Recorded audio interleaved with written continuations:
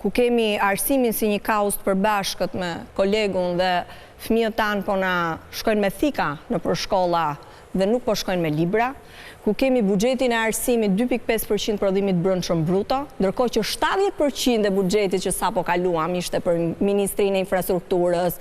ku rrugët po bie njëra pas tjetrës për shkak të këtij korrupsioni dhe që rrezikon dhe jetën e qytetarëve, ku qytetarët sot me që jemi në prag festave nuk mbulojnë dot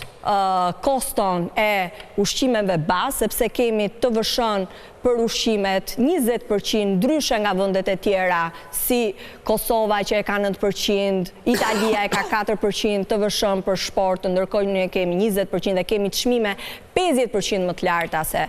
Europa. Kemi pensione të cilët ju jepen lëmosha, 200 lekë në ditë apo 600 lekë në ditë i jepet pensionistit, 600 lekë në ditë i jepet me bonusin e famshëm.